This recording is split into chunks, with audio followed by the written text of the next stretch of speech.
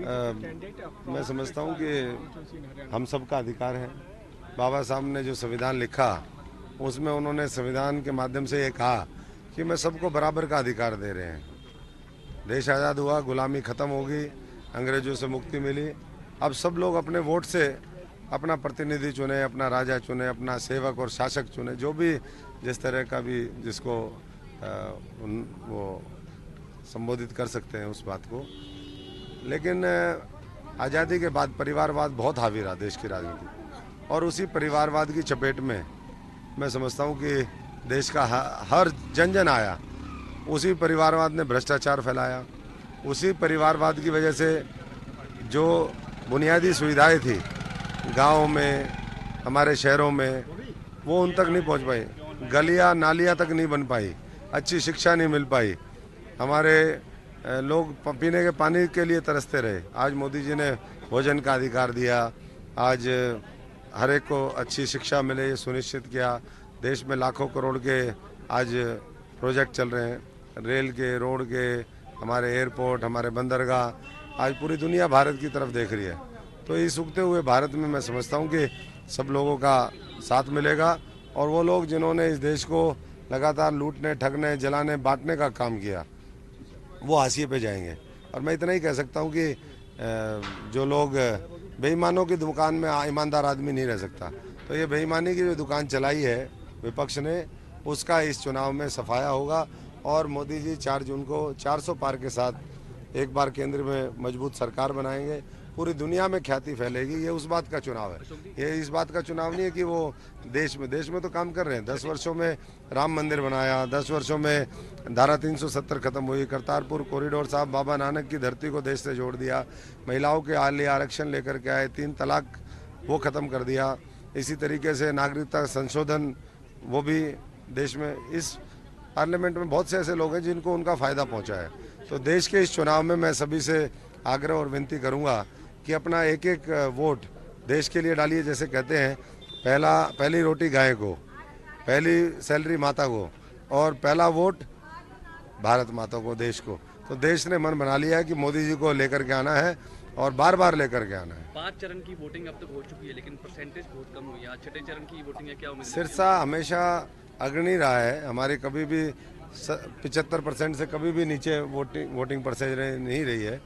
और मैं समझता हूँ इस बार भी हमारी पूरे हरियाणा के अंदर हाईएस्ट होगी, और one of the highest in the country होगी। बहुत बहुत धन्यवाद सर। मेरा ऑडियो प्रॉब्लम है।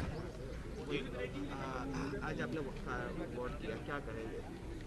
आज ये लोकतंत्र का महापर्व है।